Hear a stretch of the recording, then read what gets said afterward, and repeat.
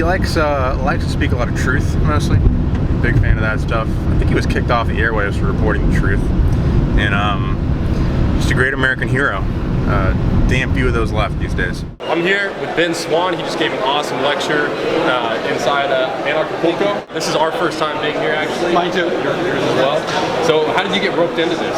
So when we were doing the Dash sponsorship, the community sponsor, we were setting up the budget proposal, and at that time, some of the folks from here said, hey, listen, if you get your proposal, if you get it in, will you come to Anarchopulco and talk about it? And I was like, well, I didn't know what that is. Yeah. But I know Jeff Berwick, and I know some of these guys, and so I said, sure, absolutely. It all comes together, then we'll go. And then it all came together, so jumped on a plane and came here.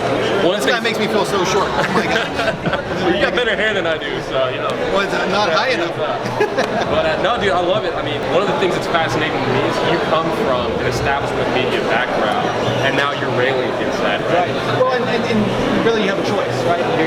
I've been fortunate enough over the years to have been given a number of opportunities, and what I keep finding with those opportunities is you have the opportunity, and then if you push too hard, then you make the wrong people unhappy. They want you to go, and then they'll bring you back as long as you're willing to not, ruffle too many feathers.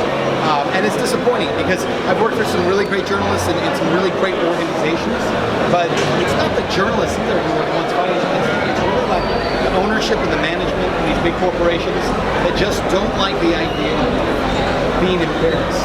Political friends, they don't like the idea of being embarrassed. At the parties they go to, and this guy is questioning this. And it's all kind of a weird kind of world, right? So I think that's where I've seen the most pushback. It doesn't even come in the newsrooms. It really comes higher. Well, that's what I love about you. Is you talk about uncomfortable things, things that people, for example, Pizzagate, which is what cost you your job before. So it's things that people don't want to talk about, and it makes them uneasy, and they would rather just kind of stick with the status quo. What was the Winston Churchill quote about people stumble upon truth, and then they would just want to keep. They run away. Yeah. Right. So he says Winston Churchill once said that most men and women will stumble upon truth at some point, but most of them will pick themselves up and hurry off as if nothing ever happened. I think that's what happens, and what we've seen, and you mentioned the Pizzagate thing. There's the Pizzagate story, and then that story, led to some of the shutdown of my content. But it was much bigger than, a lot of people see that because it was the last story I did before. But really, it was a much bigger thing about war, about Syria, about what was going on there. Starting to see a lot of attention, negative attention from some of these media personalities, essentially, who were negative, right? Because I was blowing up their narrative. So when you start blowing up their narratives, and you guys know this, you blow up the narratives of what the mainstream talks about, all of a sudden, now they want to fight you because you're not playing along. And the way they fight you is not with facts. It's not with saying, hey, you said this and it's incorrect. You said this and it was... No, they don't do that. Instead, it's things like, you have an all-right haircut.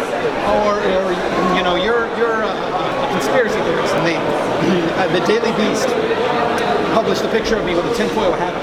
Right? That was their way of dealing with my story that they didn't like, is that it was just like, he's a conspiracy theorist. Instead of saying, this is factually where he is. Well, that's what happens when you speak the truth, I guess. You press some buttons.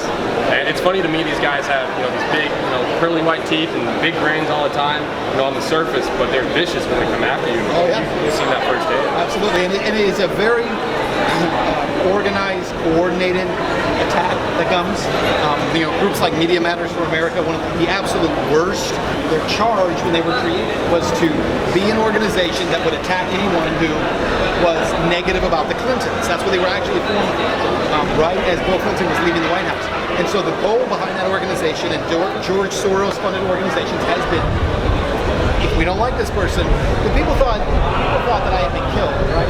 A lot of people thought that I was dead. But the reality is their goal isn't to shoot you in the head. Their goal is to kill your career, to kill your credibility, to kill your voice. That's what they're really after. So we see Media Matters and groups like that doing that kind of stuff all the time. They're notorious for it. And in my case, that's what they were going for. They claimed I was anti-Semitic without offering one word that I had ever said that was anti-Semitic. They have claimed that I was a white nationalist without ever showing one bit of evidence. And by the way, tell my Puerto Rican wife and my Puerto Rican kids that I'm a white nationalist. They claimed just all kinds of crazy theories about it, but didn't offer any evidence of it. But they're dog whistles, right? They create these narratives about you that are dog whistles to their mainstream audience that says, oh, you can't trust them because this thing or that. The latest thing is that I'm alt-right. That's the new thing, right? They say he's an alt-right, which is a dog whistle for saying a white nationalist. They're not saying, oh, he's on the right. They're saying he is of this mindset. So it's just interesting to watch the tactics and how they play. Yeah. Well, it seems to me like a lot of people are asleep. Like you said, they follow the mainstream media, and that's just kind of what they're used to. How do you fight back against that? Well, the good news is that while most people will follow mainstream media, if you look at the polling, only like 9% of Americans trust mainstream media, which is really interesting, right? That means, what, 91% of the population says, I actually don't trust what they're saying, but then they listen to it. And so one of the things we're trying to do with the content we create is to use those same mainstream styles in terms of the look, in terms of the presentation, because we know that's what people are comfortable with, but to hit them with truth because we also know they don't trust the other side. So it's actually a really interesting time to see kind of how all those things come together. And it seems to me like the times that we live in is an era of decentralization, and we're seeing that with cryptocurrency, we're seeing that with a lot of things. How do you see that playing out with media? Well, I think the media needs to be decentralized. You know, we know for a fact that when we talk about national media, there's what, 6, 7 companies that own all of it. When you talk about local media, in especially broadcast, there's about a dozen companies that own all of it. Sinclair right now is trying to buy up more, and if that happens, it'll really come down to like 6 companies in local media. So I think there has never been a time where it's more important for media to be decentralized, but the only way you can do that is to create funding opportunities for those media.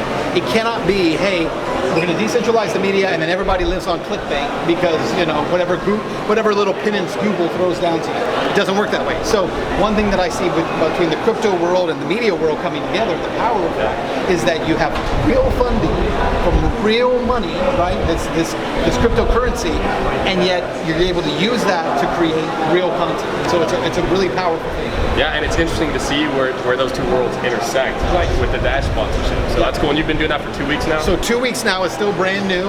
In fact, today, I don't know when this will air, but today our 4th episode of Reality Check will be out. So it's still brand new. A lot of people are still coming back and saying, we didn't realize you were back. It's that new.